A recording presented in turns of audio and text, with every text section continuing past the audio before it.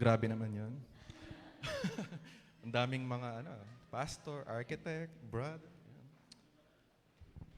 So yun, magandang umaga po sa ating lahat. Yan, good morning po. And ako po ay nagagalak dahil ako po ay muli na atasan, no, para ma-share ang salita ng Diyos sa inyo. And ngayong special na araw na to, no, ano yung pinagdiriwang natin? Alam naman natin na ito ay yung isa, Easter, yan. Pero isa lang yung natin, yung muling pagkabuhay ng ating Panginoon, yung resurrection natin. And yung ating pinagdiriwang, no, yung buong yung week, no, Holy Week. And kamusta po? Yung ating nagnilay-nilay po ba tayo? Or baka naman yung isip natin ay bakasyon or something. Pero kami pong family, no? Kami pong family, we enjoyed the goodness of our God dahil kami po ay namasyal. And nakita po namin yung glory ni God sa buhay namin. And nawa, ganun din yung makita natin sa bawat buhay na si Jesus yung makita natin. Itong pinagdiriwang natin. Siya lang yung maging center. Yun po. So, good morning po muli sa ating lahat and welcome po sa Servants of Christ. Para dyan po sa mga nakikinig sa online, meron po tayong mga nakakasama katulad nila Kuya Oliver, nila Ate Nati Bitoon, sila Real Joy. Welcome po. Sila Ate Tess, sila Ate Joy, sila Delmar Bustamante, Tessie, Buanda, Maricar, si Chelsea, sila Maria Teresita, sila Samuel Pilon, and sila Ate Vicky Lacerna. Yan. Welcome po. And maging dito po sa atin, nasa on-site. Yan sila sa mga online. And I'm inviting you all to really listen to the Word of God. Mag-focus po tayo and alisin natin yung lahat ng mga bagay na makakapag-distract sa pakikinig ng salita niya. And let me go back dun sa pinag-aralan natin sa salita ng ating Panginoon na i-share ng ating pastor.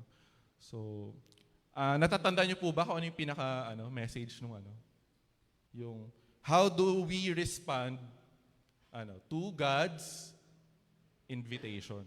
How do we respond to God's invitation? And yung story parang naging open-ended. Parang walang masyadong naging conclusion. Pero nakita natin na nagkaroon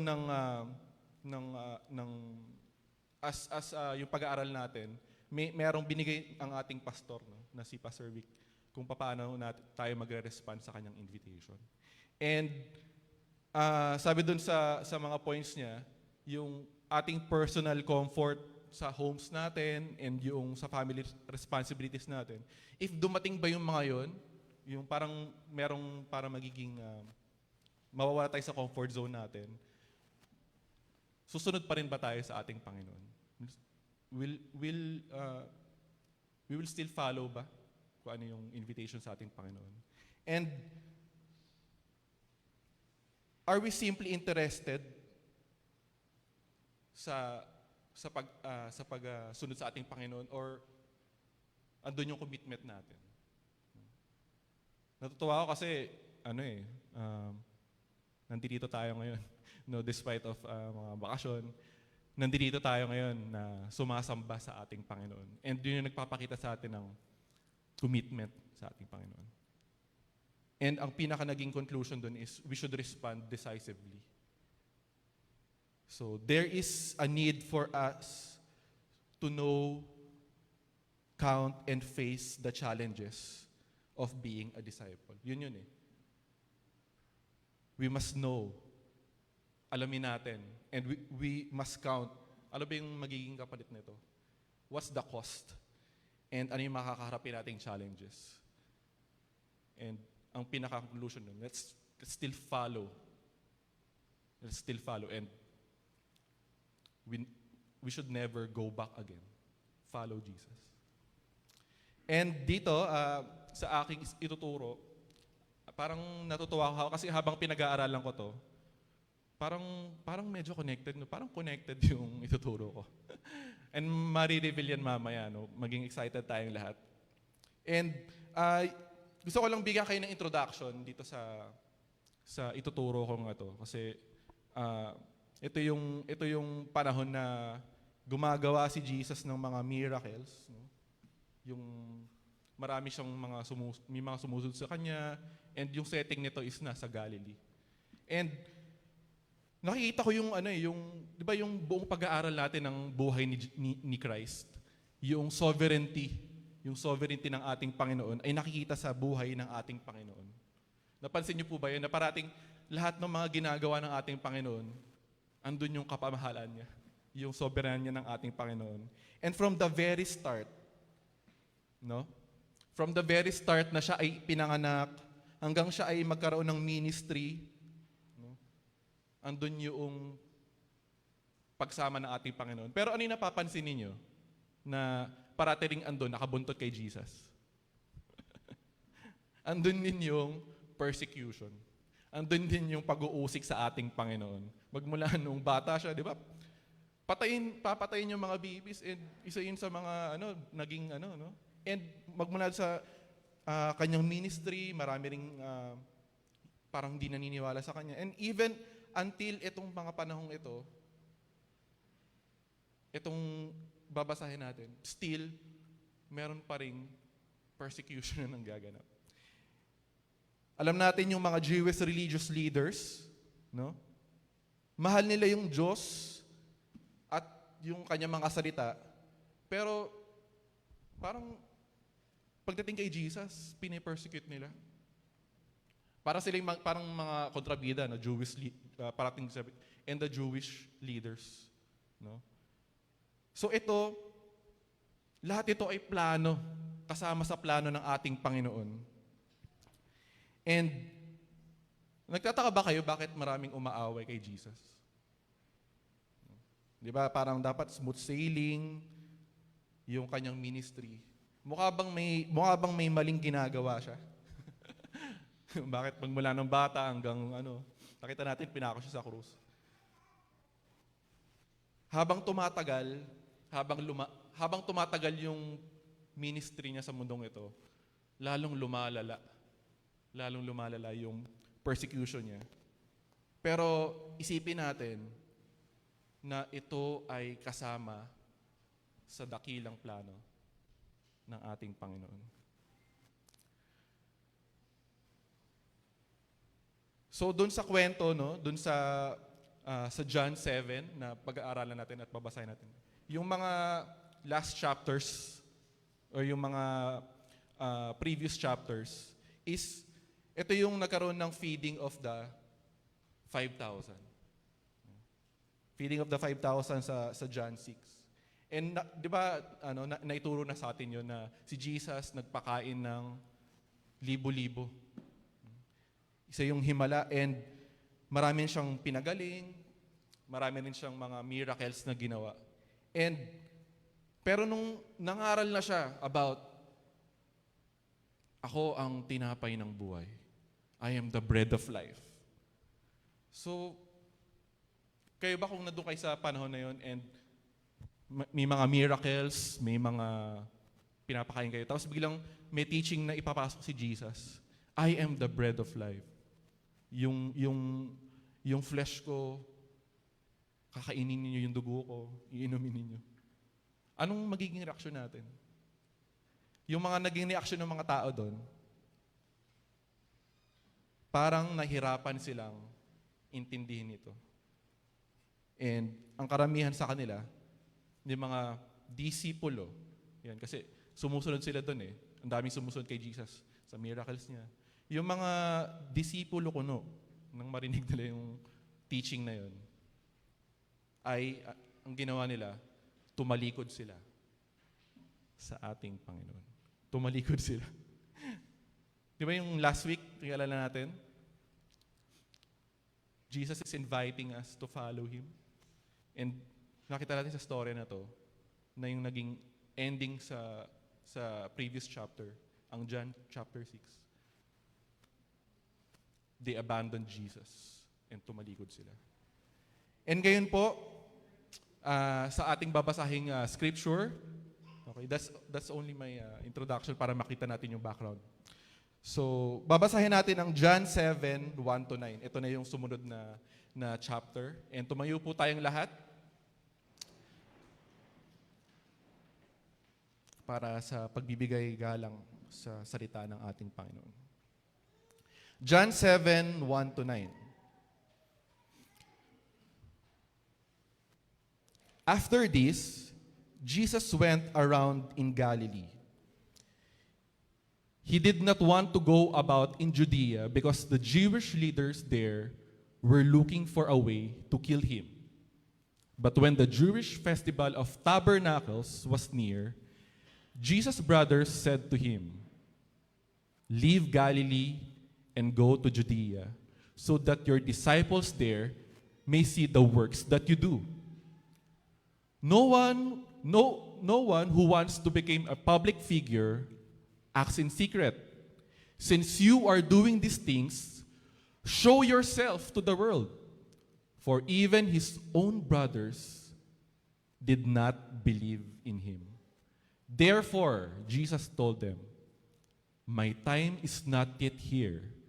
For you, anytime will do. The world cannot hate you, but it hates me because I testify that its works are evil. You go to the festival. I am not going up to this festival because my time has not yet fully come."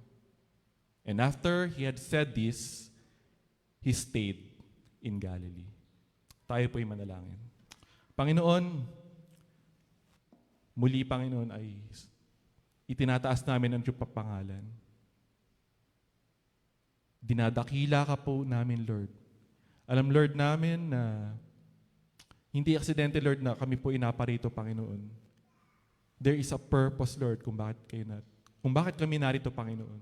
And thank you, Lord, because ngayon, Lord, ay tatanggap kami ng inyo pong pagkain, ang pagkain ng ang aming spirito, Lord. Kaya, nawa, Panginoon, tulungan niyo po kami, buksan niyo po ang aming mga puso't isipan, para malaman namin, Lord, kung ano po ang gusto niyo pong sabihin, Lord, sa bawat isa sa amin. Salamat, Lord, sa inyo pong presensya, and idadadalakin ko po, Lord, na alisin niyo po ang balakid na kaaway upang sirain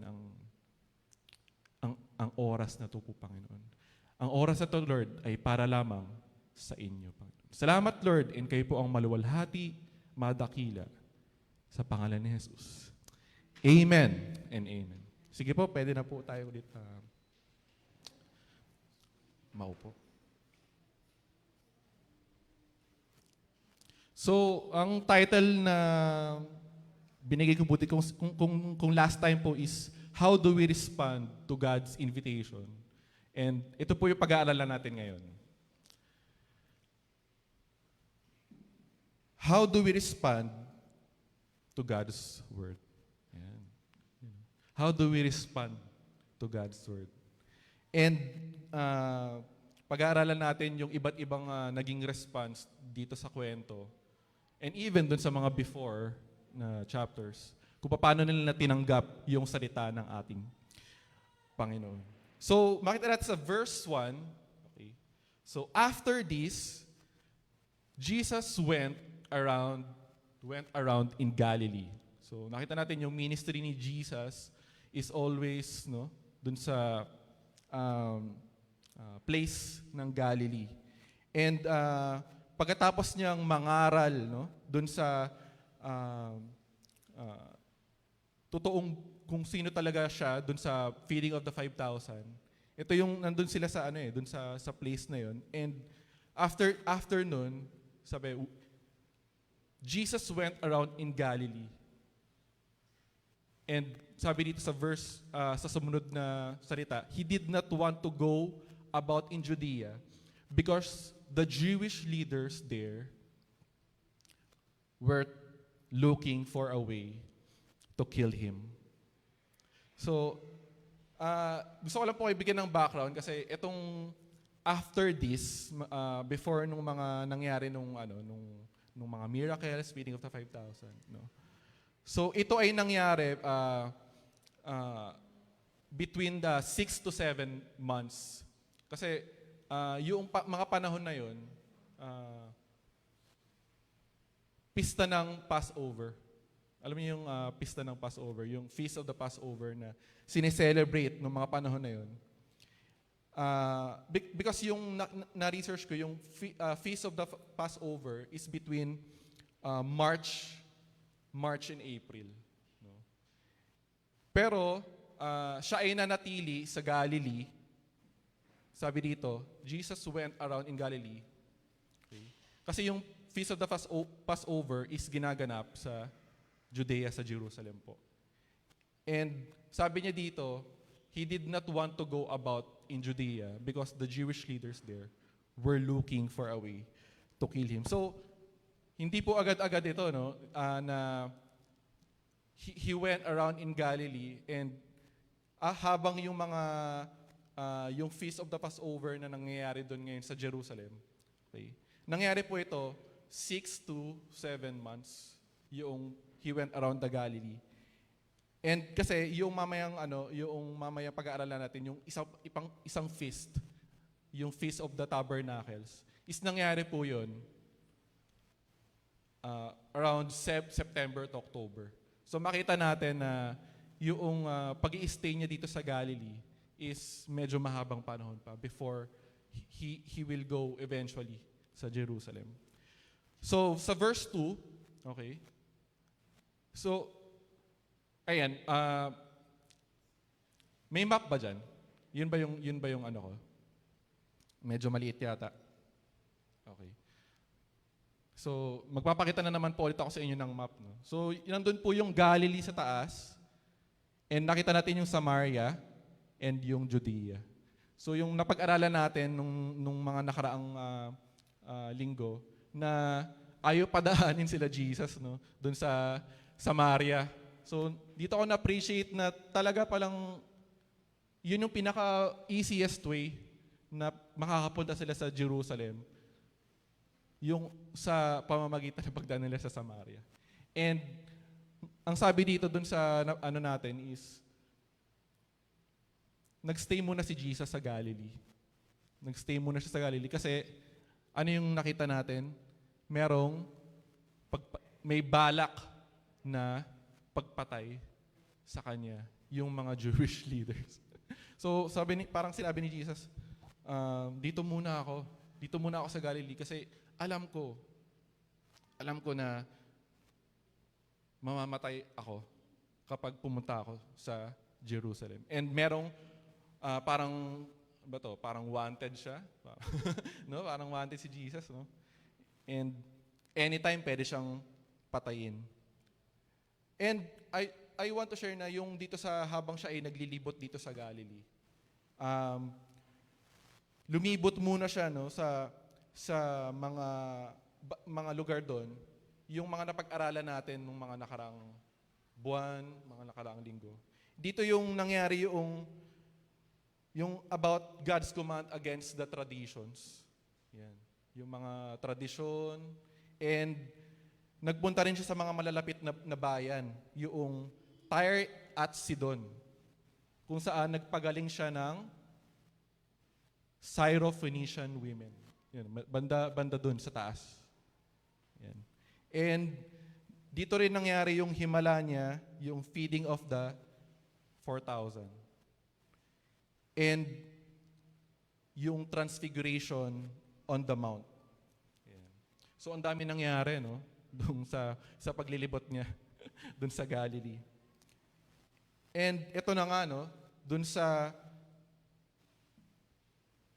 susunod na babasahin natin,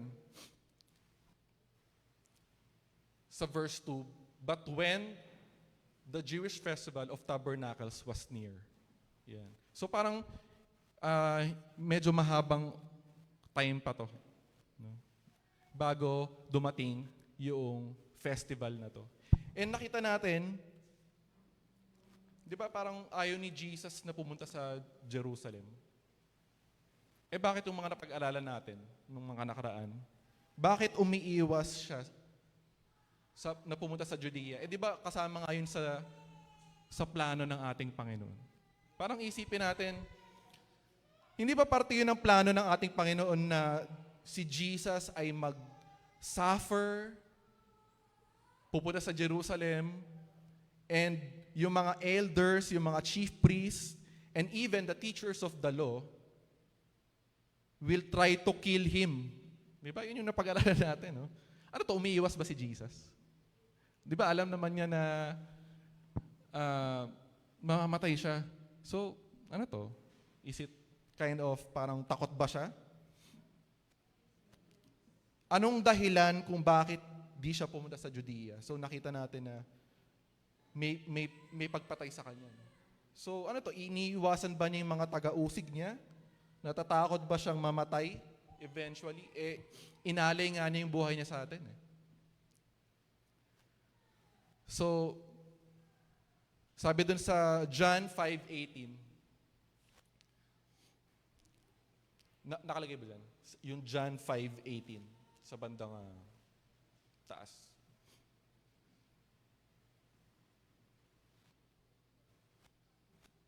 Sige pa. Wala. Okay. Sabi dun sa John 5:18, "For this reason, they tried all the more to kill him. Not only was he breaking the Sabbath, but he was even calling God his own Father, making himself equal with God." So, gano'n na lang yung galit ng mga Jewish leaders sa kanya. Kasi, itong sinasabi ng taong ito, parang taliwas parati sa mga tinuturo namin. No? Binibreak niya yung Sabbath, and even calling himself the Son of God, and siya yung tagapagligtas. And alam niyo po, lahat ito ay kasama, sinasadya ng ating Panginoon. Dahil ito ay kasama sa plano ng Diyos. So, balikan po natin yung verse 2. No? "But when the Jewish festival of Tabernacles was near," so, sa Tagalog ng Jewish Festival of Tabernacles, ito yung pista ng Tolda. Yan, no? Kasi yung Tabernacles, dito yung ano nila, no? Yung pinaka-temple kung saan inaalayan nila si Lord ng place of worship and mag-o-offer sila. And isa ito sa mga sineselebrate nila. And makita natin dito sa Feast of Tabernacles is described in Leviticus 23:42-43. Sabi dito, "You shall dwell in booths for 7 days.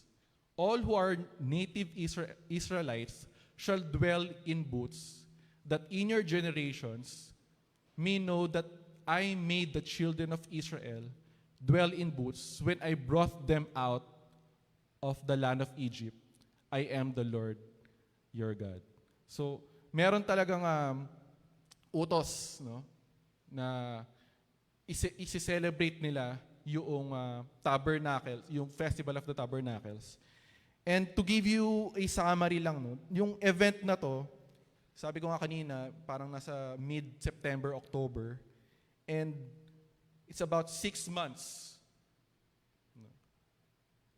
Bago yung mauna muna yung feast of the Passover feast, and then yung ito na yung last. So it is the 7th and the last feast that the Lord commanded Israel to observe, and one of the 3 major feasts that the Jews were to observe each year. So meron pong parang 3 major feasts na kailangan nilang i-celebrate. Yung una, yung Passover, then Pentecost, and ito na nga po yung last. And parang sineselebrate nila to in 7 days. So sabi dun sa na-research ko, yung first and 8th day, no, merong parang offering, may parang rest muna, and wala munang parang very solemn lang. Pero on the second and to 7th day, andun talaga yung celebration. Andun talaga yung celebration. And andun din yung pag-offer nila ng food or any animal dun sa kay Lord. And sabi dito, I brought them out of the land of Egypt. I am the Lord your God. So parang ang pinaka-essence ng festival na to is yung commemoration nung pagliligtas sa kanila ng ating Diyos Ama mula Egypt papuntang Promised Land. Yung 40 days, natatandaan nyo yun, 40 days and 40 nights nasa wilderness sila. And nagpaikot-ikot sila doon. And alam na natin, ang desert, walang masyadong mga shelters yan. No? And ito yung naging temporary shelters nila. Yung mga tolda, yung mga maliliit na tents. And parang it's a sort of camping, no? Doon sa desert, no? So, na-imagine niyo na tuwing gabi, sila matutulog, magtatayo sila ng mga tolda nila. So, parang sarap mag-camping, no? Pero ito yung mga inaalala nila, kino-commemorate nila kung ano yung ginawa ng ating Panginoon sa kanila noong sila ay nandun sa wilderness.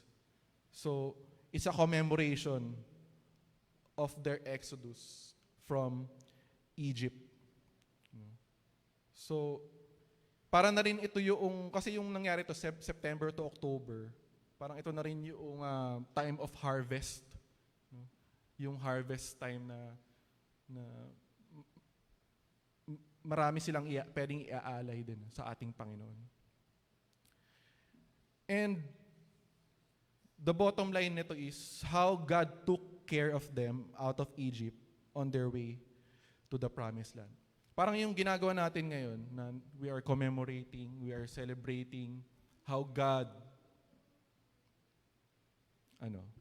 where God saved us.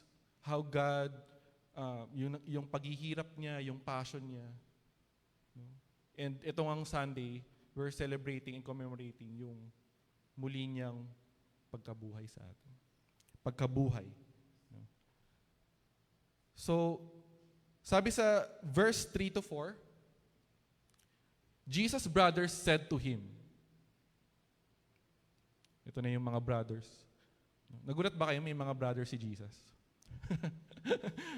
Alam niyo ba bang may mga brothers si Jesus? And nakita natin sa mga, may mga scriptures na nagpapatunay na si Jesus ay may mga kapatid.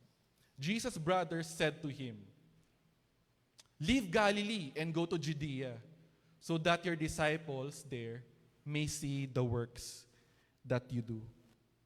So, nakita natin, di ba, merong plot na pagpatay kay Jesus.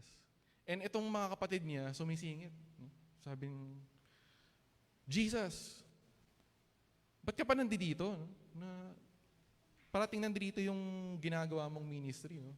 Iwanan mo na yung Galilee and go to Judea so that your disciples there may see the works that you do.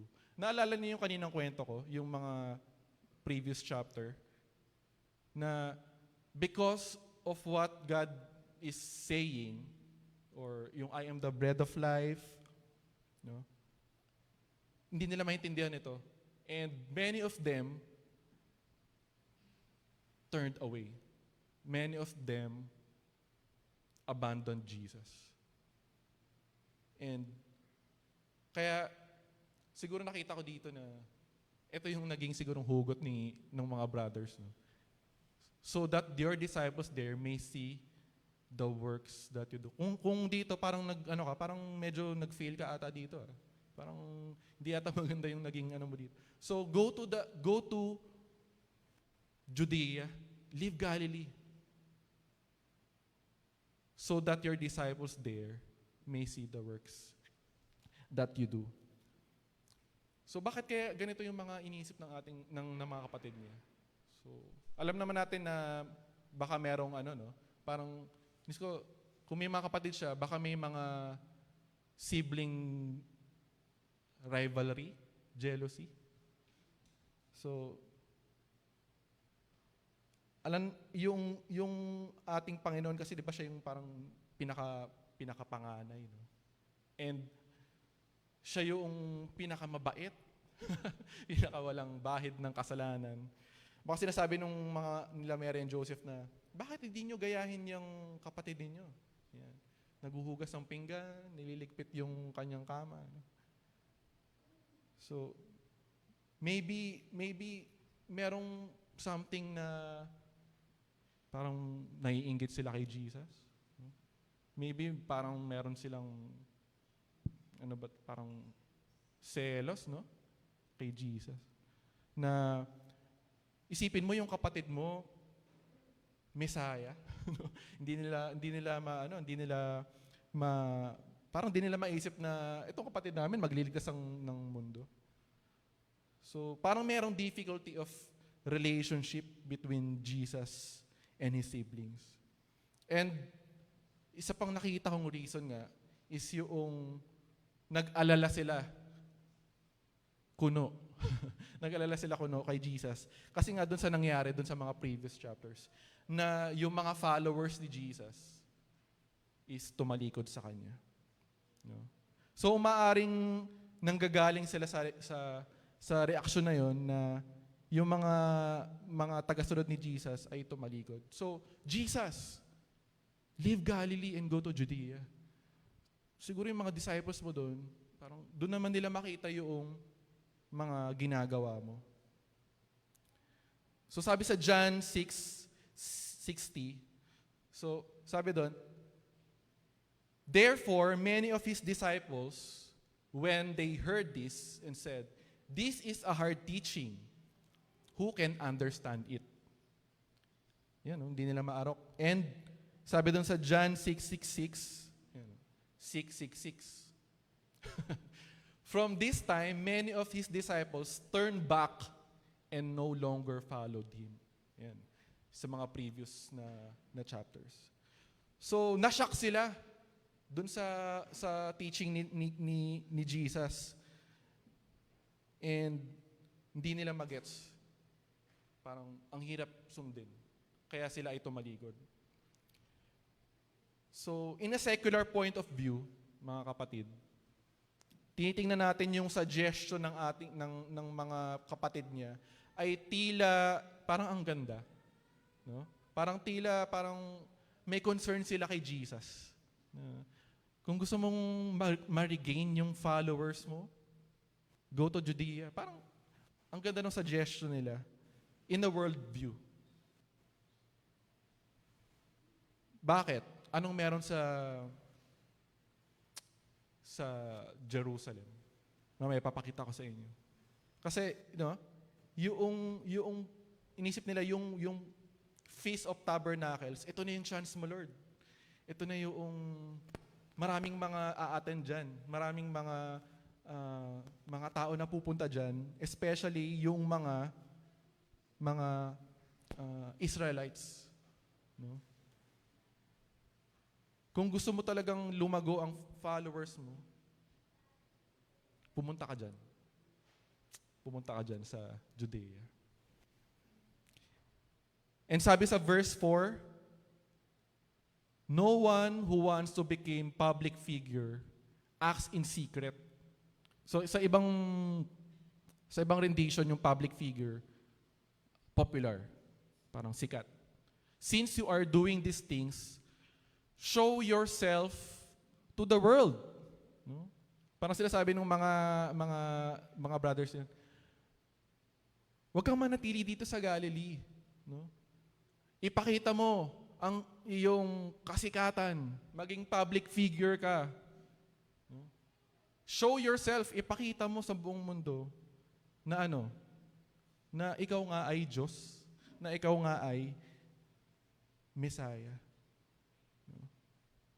So, parang titingnan natin, Jesus, you say that you are God, you are the Messiah, no? And you are God's Son. So why don't you prove yourself? So why don't you go in the big platform, which is Jerusalem, Judea? And malaki yung pagkakaiba ng Galilee sa Judea. Makita mo pa lang sa mapa na ang liit ng sakop ng Galilee. While yung Judea, ang laki. So, ang ganda ng suggestion ng mga kapatid niya na mas maraming sakop yung magiging ministry ni Jesus kapag dito siya pumunta. So yung naisip ko dito, yung Galilee, medyo nasa low Hindi naman mababang pamumuhay, pero parang hindi ito yung center ng business. No, ang center ng business ay nandoon sa Jerusalem, sa Judea. Kung makita natin, parang doon tayo, yung Bulacan, nandun. Yung Bulacan, tapos yung Samaria, yan yung kunyari yung Commonwealth, tapos papuntang BGC Makati. So makita natin dito na yung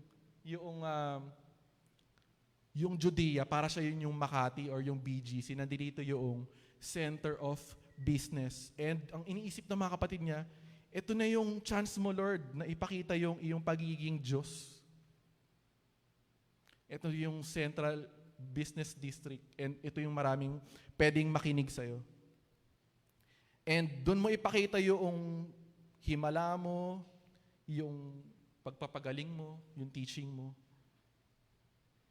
Take your show, Jesus, and impress them. Impress yung mga tao doon. And ito yung perspective ng mga brothers niya. Ito yung thinking ng mga kapatid niya. Because ang iniisip nila na ang isang Messiah ay ipapakita ang kanyang sarili sa public at magkakaroon ng spectacular way. And talagang yung mga isip nila mamangha. Ang galing naman itong Messiah na ito, napakahusay. Ito na yung aming tagapagligtas. Yun yung perspective ng kanyang mga kapatid.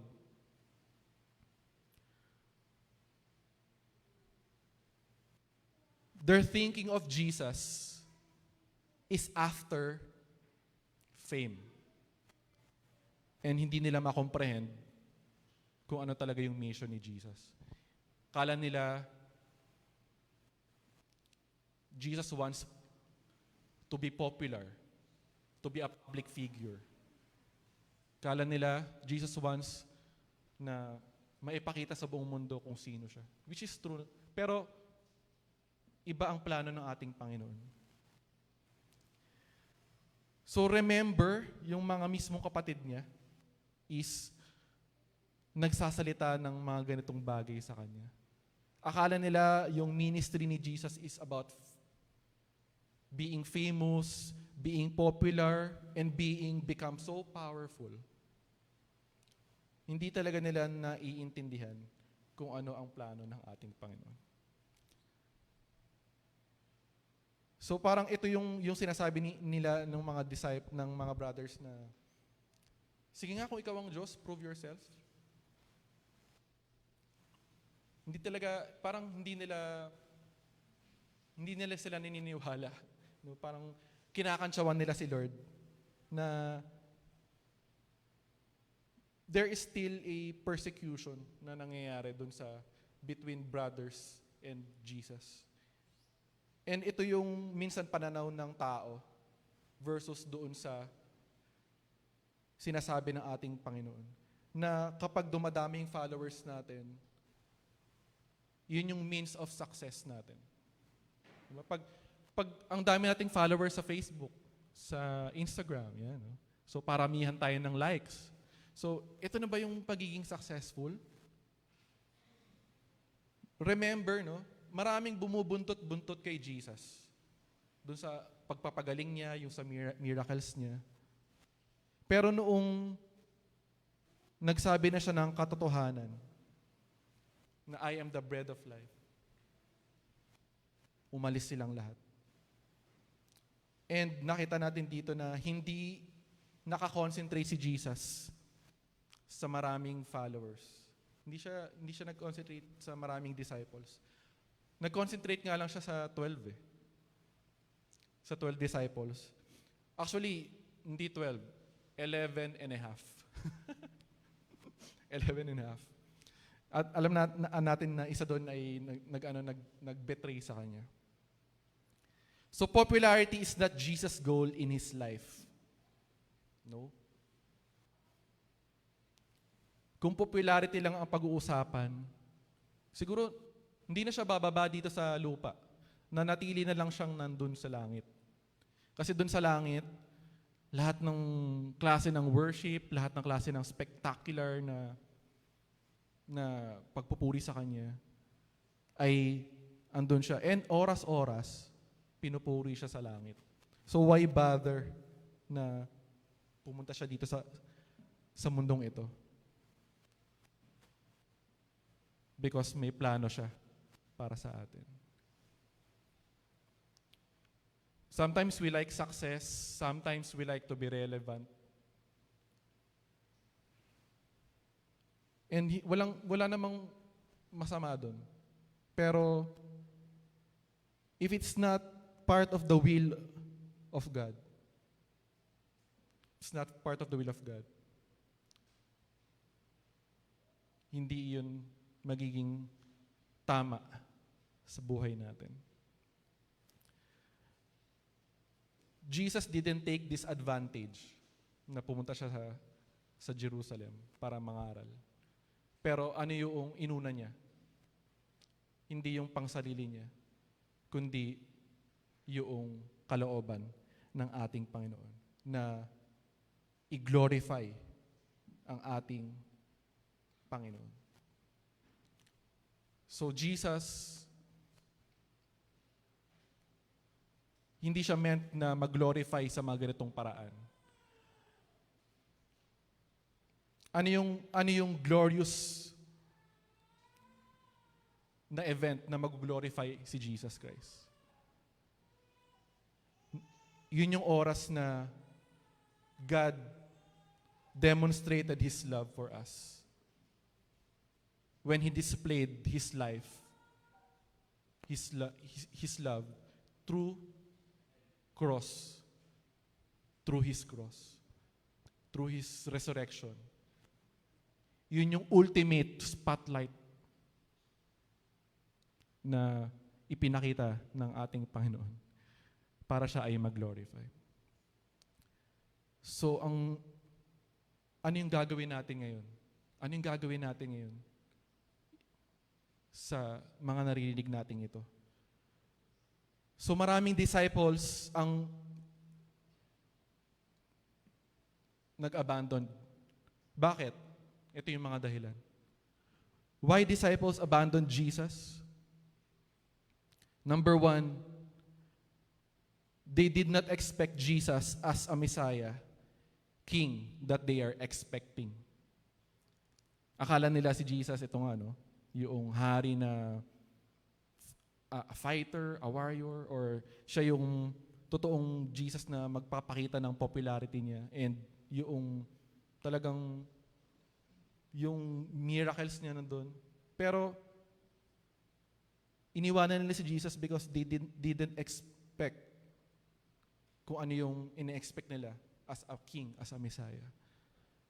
Number two, Jesus refused to their very self-centered request. Yung pangsarili nilang mga request, kagustuhan, yung iba doon ni-refuse ni Jesus. Number three, Jesus emphasized the works of faith, not self-centered actions. Makasariling mga gawa, no? So nakita natin self-centered, mga nakasentro sa tao. And number four, His words are difficult to understand. His commands are difficult to follow. And when Jesus tells the truth, people who wants more of Him, no, they rejected the truth because they don't want what they have heard. Ayaw nila, ayaw nila yung sinasabi ng ating Panginoon. And tayo ba ganito? No. If we nakarinig tayo ng salita ng Diyos tapos nasaktan tayo or tayo ay parang nakorek or minsan hindi natin maintindihan, ano yung nagiging response natin? Okay. Ano yung nagiging response natin? Okay.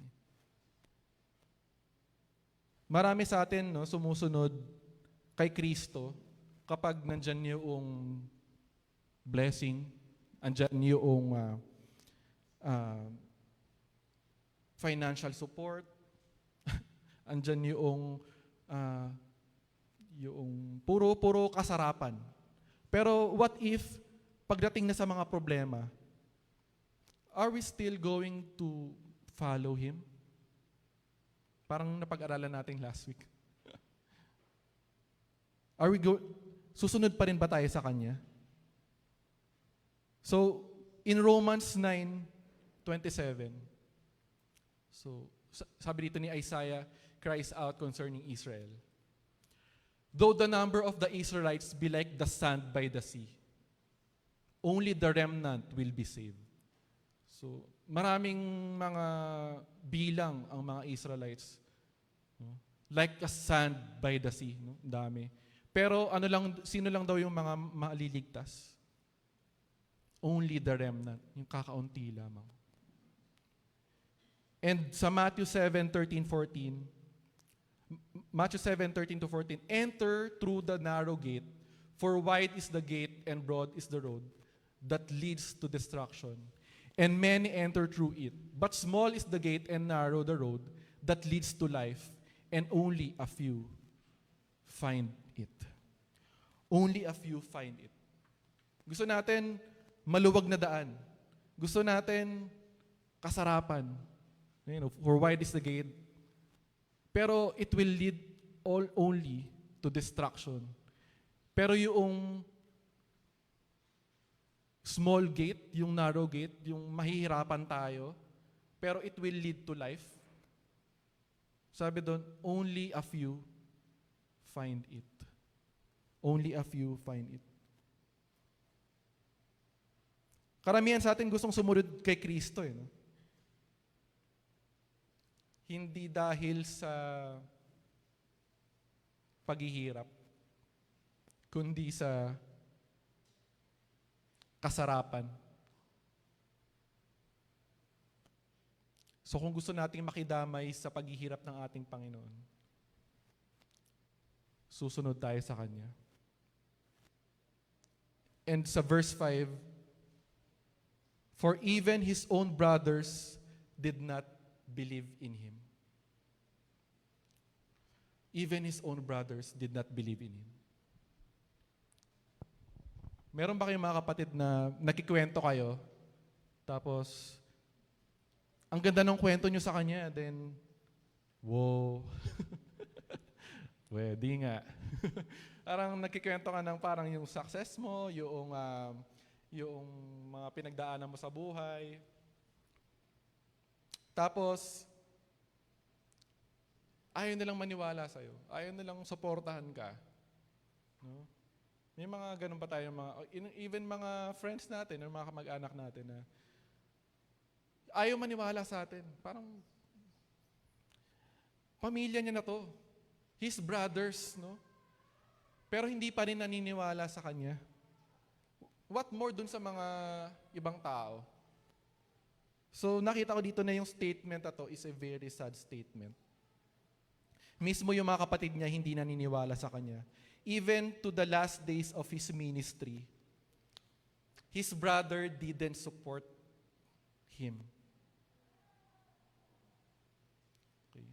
So sabi sa John 4:44, now Jesus himself had pointed out that a prophet has no honor in His own country. Ito yung mga patunay na even sa mga kalahi ni Jesus, hindi naniwala sa Kanya. Mismo yung mga kauri niya, yung mga kapamilya niya. Sa Mark 3:21 naman, when His family heard about this, they went to take charge of Him, for they said, He is out of His mind. He is out of His mind. Nababaliw ka na ba? Nasisiraan ka na ba ng bait? Sino dito yung nagsashare kayo ng word sa pamilya ninyo, tapos sasabihin sa inyo, are you out of your mind? Nasisiraan. Ano ba yung sinasabi mo? Hindi ko maintindihan. Are you out of your mind? Hindi nila maintindihan eh. No? Bakit? Ba't di nila maintindihan? Kasi yung iniisip nila is taliwas sa will ni Lord. No? Hindi nila magets, kaya tayo nasasabihin ng mga buwang again. Okay. Buwang again. So parang buwang, no? Nasisiraan ng bait. No? So yung uri ng sinasabi ng mga brothers dito ay uri ng panlilibak. So parang inaalas ka si Jesus. No? Kinakantsawan siya. And kung talagang ikaw ang Kristo, pakita mo sa mundo. So wala silang pinagkaiba yung mga brothers dun sa mga tumalikod na disciples. So sabi sa John 6:41-42, at this, the Jews there began to grumble about him because he said, I am the bread that came down from heaven. They said, is this not Jesus, the son of Joseph, whose father and mother we know? How can he now say, I came down from heaven? No? Parang kinukutya si Jesus na paano niya sasabi na siya ang bread of life? Anak lang ito ni Joseph, isang carpenter. Paano niya masasabi na I came down from heaven? So another verse is Matthew 13:55-56. Isn't this the carpenter's son? Isn't this the mother's name Mary? And aren't his brothers? Yan, no? Makita natin yung mga pinangalanan yung mga brothers ni Jesus. James, Joseph, Simon, and Judas. Yung Judas dito is hindi yun yung nag-betray. Si Jude. Yan, si Jude yan. Aren't all his sisters with us? Where then did this man get all these things? So, anak lang to ng isang karpentero eh. And bakit tayo maniniwala sa kanya? So, yung kanilang paniniwala ng hindi naniniwala is superficial lang. Akala nila yung pagmimiracle, yung pagpapagaling niya, yun na yun. No? Pero alam niyo po, alam ng ating Panginoon ang puso natin. Sa dami ng mga followers, alam ng Diyos kung ano yung puso ng mga tunay na disipulo niya. Sabi sa John 2:23-24, now while he was in Jerusalem at the Passover festival, many people saw the signs he was performing and believed in his name. But Jesus would not entrust himself to them, for he knew all people. Kahit na si Jesus ay nagkatawang tao, naging tao, Diyos pa rin siya. At alam niya yung mga puso ng mga taong ito. So sabi dito, but Jesus would not entrust himself to them. So maging mga kapatid niya, nakakalungkot, hindi siya pinaniwalaan and rejected even to his last ministry. And nako-consider ko yung families natin na it's a blessing if lahat tayo naniniwala kay Christ. Sama-sama tayo nagpupuri. Sama-samang nagdarasal. What if yung mga bahay, yung mga sarili-sarili nating mga tahanan, merong isa doon, nire-reject tayo, pinapersecute tayo, or hindi naniniwala sa atin, inaalaska tayo. So nakita ko dito na yung isang Kristiyanong pamilya, no, is a great blessing na lahat ng mga pamilya natin ay makakilala sa ating Panginoon. So, anong dapat natin gawin? As a Christian, no, let's be the light and salt sa ating mga pamilya. And kung dumaranas man tayo ng mga persecution or mga panglalait sa mga sarili nating pamilya, parang, I want to pray for you. Kasi mismo si Jesus, naranasan niya to. Na pati yung mga pamilya niya. And alam niya yung mga nararamdaman natin. Alam niya kung paano ma-reject ng sarili nating asawa, sarili nating pamilya, mga anak. Jesus knows the feeling of being rejected. So, verse 6, pagpatuloy natin. Jesus said to them, "My time has not yet come, but your time is always here." Hindi ko pa oras. Anong sinasabi pag hindi mo pa oras? Hindi mo pa oras, kapatid. Parang connotation natin nun is, hindi pa oras mawala. Hindi ko pa oras. Wag muna. Okay? So ang oras ng ating Panginoon ay hindi natin kaparehas. Sabi ni Jesus, hindi pa ako pwedeng mamatay. My time has not yet come. Or yung aking mission ay hindi pa napapanahon. But your time is always here.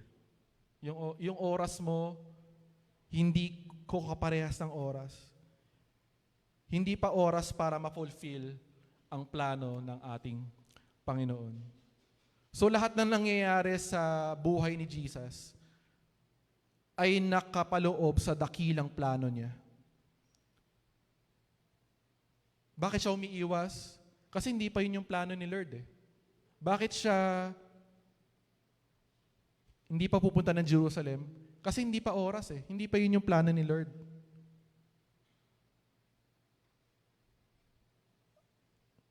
Hindi pa ito tamang panahon. Narinig natin yung sa tamang panahon. Lahat ay mangyayari sa tamang panahon.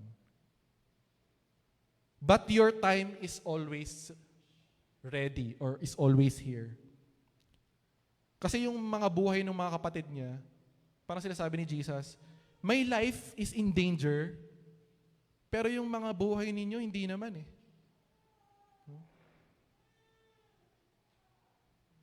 Yung buhay ko, no, ay wanted ako. So merong plot sa akin para mamatay, no? Papatayin ako. Pero yung mga buhay ninyo, yung mga oras niyo, hindi. Yung layunin ng buhay ninyo ay hindi layunin ng buhay ko. Parang hindi same, no? So kasi yung mga kapatid niya nabubuhay sa sarili nilang kalooban, sa sarili nilang plano. But Jesus remained in His own plan. So saliwa yung layunin ng mga kapatid niya dun sa layunin. Hindi sila aligned. Hindi sila aligned sa mission ng buhay ni Jesus. So ang problema nating mga Kristiyano, okay, minsan yung buhay natin, come what may, kung ano na lang. Why? Because we have no direction in life. Anytime is good. Pero hindi natin nalalaman na tayo na pala ay nalilihis sa purpose at oras ng ating Panginoon. ang Panginoon, meron siyang time na i-glorify niya at luluwalhatiin niya ang pangalan ng ating Ama. Sabi niya, hindi ko pa oras dahil luluwalhatiin ko pa ang pangalan ng aking Ama sa pamamagitan ng pagpapapako sa krus. And sabi sa verse 7, the world cannot hate you. Kasi magkaiba tayo eh. But it hates me because I testify about it that its works are evil. No? The world cannot hate you, but it hates me. Kasi nga, magkaiba sila ng layunin. Pero, kung napag-aralan natin, no, yung teachings natin ng mga nakaraang buwan, makita natin na if we obey His will, or kung tayo ay kaisa niya, tayo rin ay mapapersecute, tayo rin ay magkakaroon ng, kapupuotan din tayo ng ating mga kapwa. Tingnan natin sa verse John 3:13. Do not be surprised, my brothers and sisters, if the world hates you. 2 Timothy 3:12, in fact, everyone who wants to live a godly life in Christ Jesus will be persecuted. And John 15:20, remember the word that I said to you, a servant is not greater than his master. If they persecuted me, they will also persecute you. If they kept my word, they will also kept yours. So kung sinasabi ko bang kapupuotan ka ng ibang tao dahil sa pagsunod mo sa Diyos, kung sasabihin ba ni Lord na kapag susunod ka sa akin, ito yung mangyayari sa'yo. The world will hate you. The world will persecute you. Susunod ka pa rin ba? Susunod ka pa rin ba sa akin?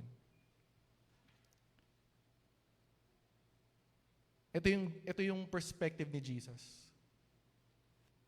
Na the world will hate me because hindi nila kaisa yung isip ng mga tao, hindi kaisa nung layunin niya. Hindi sila aligned. And alam niyo po ba na ang God's timing is an important expression of His will? Ulitin ko po, God's timing is an important expression of His will. Jesus lived His whole life following the will of His Father. Your will be done. No? Yung buong buhay ni Jesus nakapaloob sa kalooban ng ating Panginoon. If we follow His ways and trust Him, yung ating direction, yung direction ng buhay natin, magkakaroon ng purpose sa ating buhay. Sino dito mainipin? Yung konting paghihintay, tayo ay nagrereklamo, yan, no?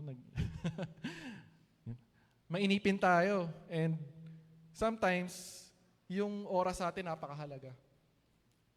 Pero minsan yung pag may opportunity, no, grab tayo agad, no? Pag merong may mga oras na maaga pa lang, parang hindi pa dapat natin gawin, ginagawa na natin. No? Parang yung time is sa atin very yung gusto natin agad-agad. Gusto natin padalos-dalos. No? Katulad sa pakikipagrelasyon. No? Gusto natin habang bata pa tayo, gusto na nating magkaroon ng boyfriend, girlfriend. Pero hindi mo pa naman oras. No? Hindi pa oras. No? Ano ka ba naman? Nag-I love you ka na, pero 10 years old ka pa lang, anak. No? So, di ba? Gusto natin rush agad eh. So, kunyari, yung may girlfriend ka, kailan mo naman yan pakakasalan? No? Kailan mo pakakasalan yan? No? So, kailangan ba magmadali? O yung sa mga career natin, o sa mga ministries natin, no? Gusto natin, okay, andun tayo agad, pastor agad tayo. Eh, hindi pa nga tayo matid ng Bible study or mga prayer meeting. Gusto natin, talang doon tayo sa top, maging popular tayo. Okay. Minsan nga, di ba, pag may mga regalo tayo ng Pasko, wala pang Pasko, pero binubuksan na natin. No? Sinisilip na natin, ano kaya ito? Hindi tayo makapaghintay, no? So, yung timing, very relevant sa atin. Yung ating iniisip, time is always now. Time is always now. Parang yung mga sinabi ng brothers na, Lord, pumunta ka na dyan, agad-agad, dahil maraming kang magiging followers dyan sa Jerusalem. Now is the right time. Now is the good time. Pero alam niyo po, God is saying, may panahon para dyan. May panahon para sa lahat. Sadly, many of us is figuring out our own decisions, our own plans, our own actions. Maybe yung iba sa inyo na-frustrate, no? Na, Lord, bakit kaya ganun? Kung kailan pa naging ganun, tsaka naman naging ganito. Kung kailan naman naging kami na, tsaka naman naging ganun, naghiwalay kami.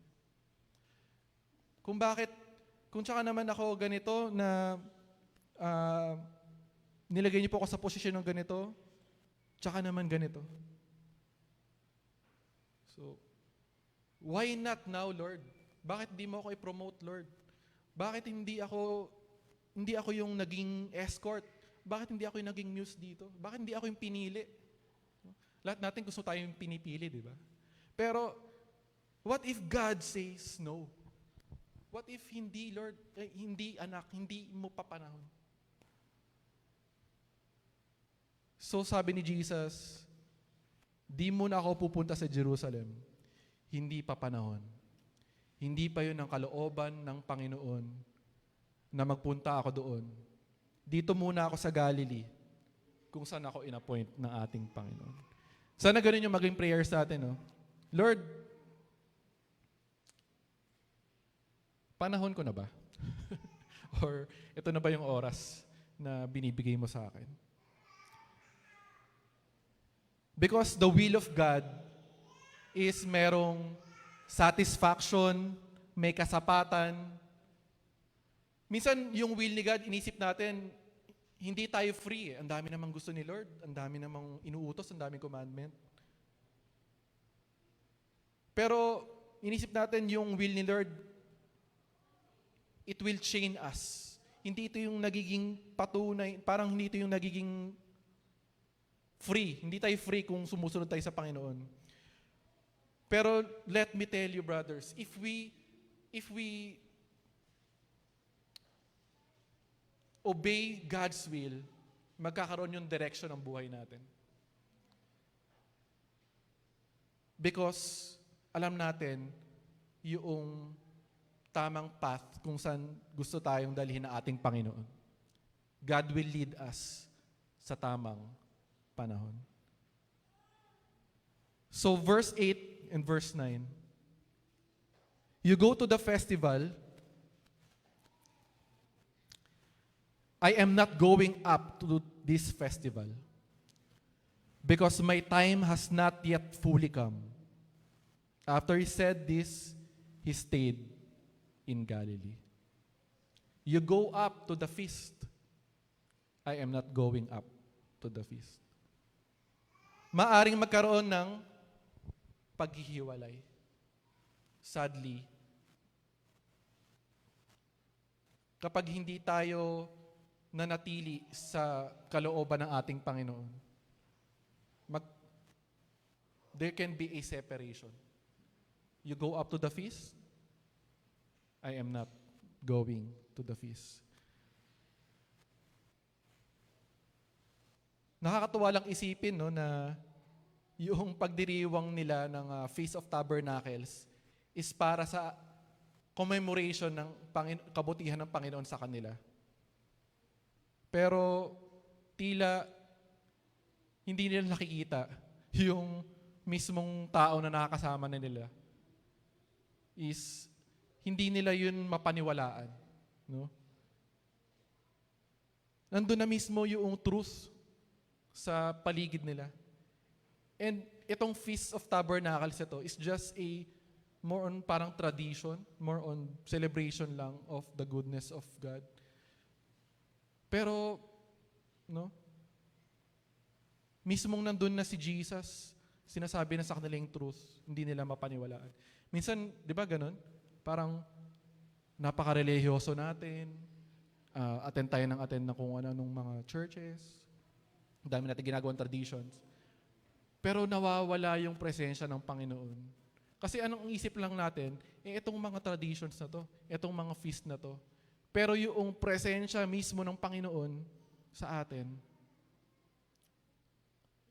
ayaw na nating paniwalaan, ayaw nating tanggapin. Hindi na, parang taliwas tayo sa kung ano yung layunin ng ating Panginoon.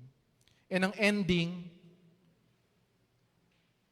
God stick to the plan of Jesus. He stick to the plan and siya ay nanatili sa direksyon, sa will, at sa purpose ng ating Panginoon. So here's the 4 types of people with different response on God's word. Ano yung makita natin? So una, the Jewish leaders.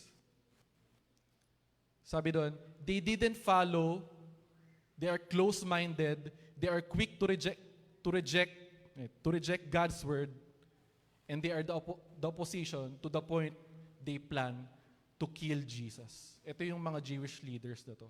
Na kahit anong sabihin ni Lord, close-minded sila. Ayaw nilang sumunod. They reject the word. And to the point na they will kill Jesus. Number 2, the 12 disciples. They follow and obey it. Nakita natin sa storya na sila yung mga humayo para ipahayag ang ating salita ng Diyos. Pero, yun nga, 11 and a half dahil may isang nag-betray sa kanya. Number 3, the crowd, or brothers. Ito yung they follow with wrong understanding and motive. Akala nila yung salita ng Diyos, yung miracles niya, yung kapangyarihan niya, mapapakita lamang sa mga miracles and healing. Pero pagdating na dun sa word, nagkaroon sila ng different understanding. And nandun lang sila kapag may mga miracles, pagpapagaling. Pero yung pagdating na sa suffering, pagdating na sa pagsunod, wala na. So maling motibo kung bakit sila sumusunod. And last, si Judas Iscariot, pretending to follow. Pretending to follow. Parang nandun lang siya, pero bandang huli, he betrayed Jesus. Sana ano kaya tayo dyan? No? Are we close-minded? Merong word? Or are we the 12 disciples na tayo yung sumusunod? Are we the crowd or the brothers na sige, sunod lang tayo. Dyan, may blessing dyan, may miracle dyan, merong pagpapala dyan. Pero pagdating na sa word na nasaktan tayo, may suffering na, ng ibang church na tayo. Hindi na tayo umattend. And ang pinaka-nakakalungkot is maging pretentious tayo. Or meron tayong, parang nandito nga tayo sa loob ng church, pero yung isip at puso natin ay wala sa kalooban ng Panginoon. Hindi tayo sumusunod. So, ito na yung pinakatanong sa next slide natin. How do we respond to God's word? Based dun sa mga characters na nakita natin. Number 1, let us accept the truth. Tanggapin natin ang katotohanan. Huwag tayong maging close-minded. Every word na sinasabi ng ating Panginoon, sundin natin. Let's accept the truth.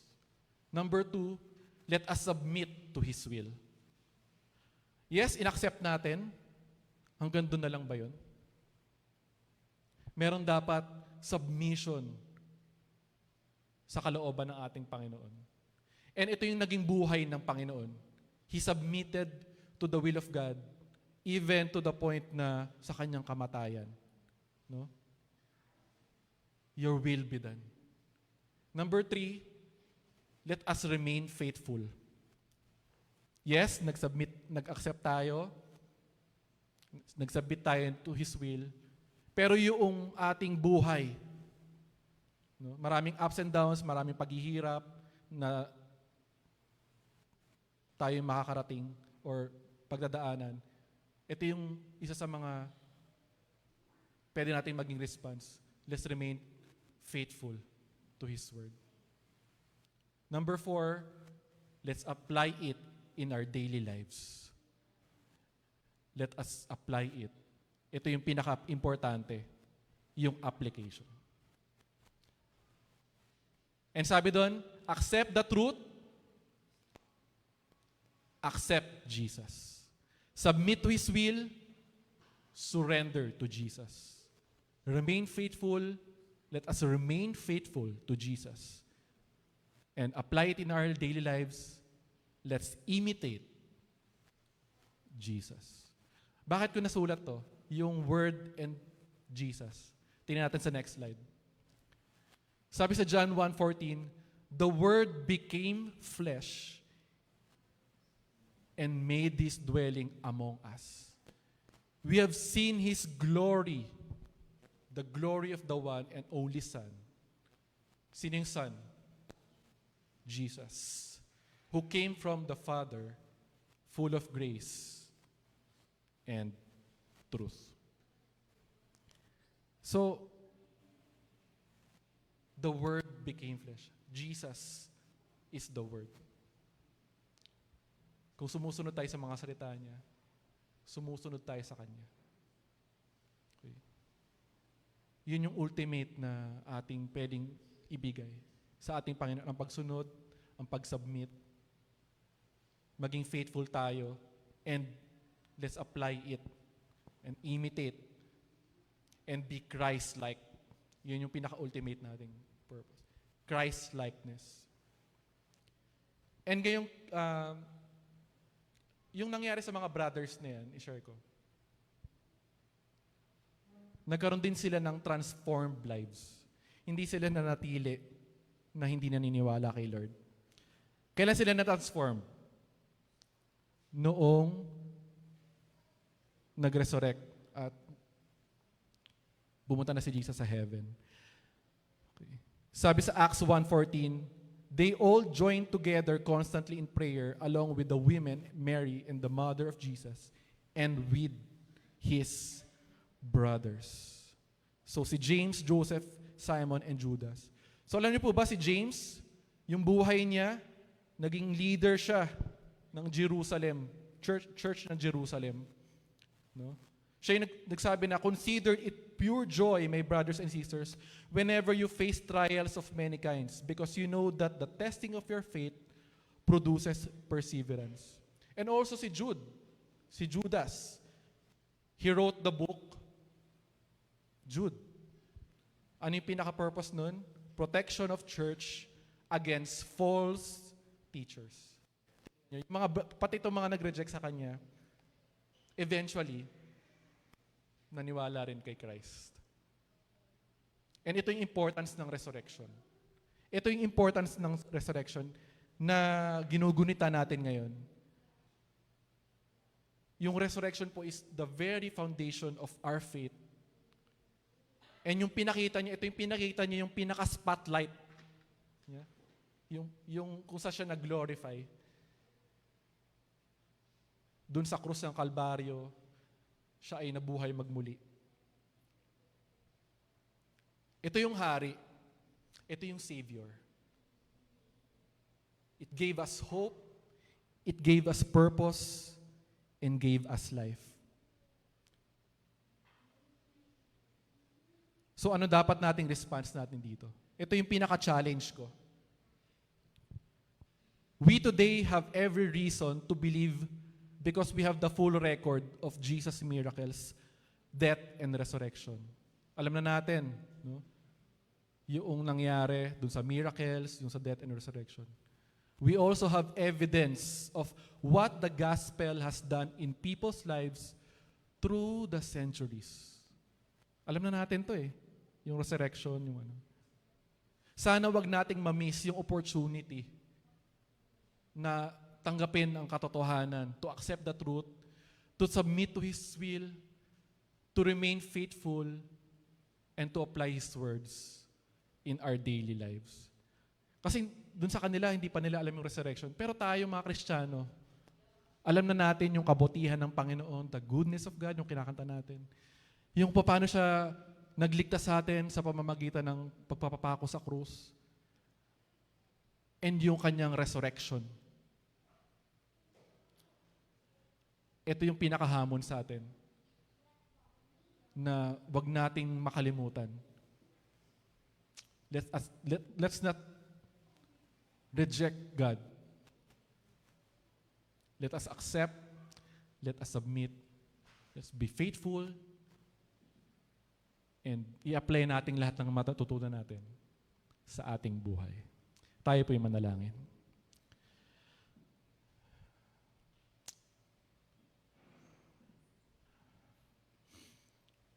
Panginoon, salamat po. Salamat, Panginoon, sa mensahe na tinanggap po namin ngayong umagang ito. Lord,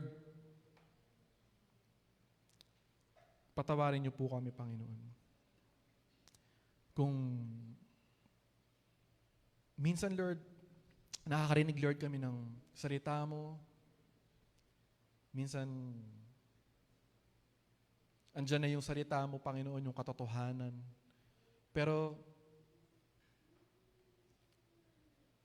we seem to reject your word, Lord. Minsan, Lord, yung plano mo, Panginoon, sa aming buhay, ipinangungunahan, Panginoon namin. Hindi, Lord, aligned yung aming gusto, yung aming kalooban, sa kalooban mo, Lord. Yung time mo, Lord, minsan, Lord, hindi namin ito time, Panginoon. Hindi aligned, Lord. Patawarin niyo po kami. And Lord God, nawa, Panginoon, yung layunin mo, Panginoon, sa aming buhay ay siyang maging direction namin. Ay siyang maging kalooban din ng aming mga puso po, Panginoon. Forgive us, Lord, for sometimes we reject your word. Sometimes, Lord, nandun lang kami sa blessing, andun lang kami sa prosperity, Lord, kung bakit kami sumusunod sa mga utos mo. Pero, today, Lord, na narinig namin ang inyong pong salita. Even in persecution, even in rejection, Lord, even in times of trials or problems, Lord, we want to follow you, Panginoon. Gusto naming sumunod, Panginoon, sa inyo pong panahon, sa inyo pong oras. Dahil alam namin, Panginoon, na kapag kami ay sumunod sa inyo, Panginoon, magkakaroon, Panginoon, ng relevance, magkakaroon ng purpose, Lord, ang aming buhay. Lord God, maging katulad namin ng inyo pong puso na hanggang sa huli-hulihan, Lord, ng inyo pong hininga, sinunod nyo po ang kalooban ng ating Panginoon. Sinunod nyo po ang Panginoon sa kalooban niyo. May we accept, may we submit, manatili kami na maging faithful sa inyo, Panginoon. At magawa, Lord, namin ang utos nyo. Maging obedient kami, Lord, sa inyo pong mga salita. Salamat, Lord, dahil nga sa inyo pong muling pagkabuhay, Panginoon, nagkaroon kami ng pag-asa, nagkaroon kami ng joy, nagkaroon kami ng peace. And hindi ka, Lord, na natiling patay, Panginoon. Muli kang nabuhay, Panginoon. O Diyos, muli kang nabuhay. And there you will, makita namin, Lord, ang tunay na spotlight ninyo. Ang tunay na Diyos na maluluwalhati, mag-glorify sa buong sangkatauhan, Panginoon. At maging sa aming mga buhay. In your time, Panginoon. In your time. Salamat, Panginoon. Kayong mga malawalhati. Kayong malawalhati.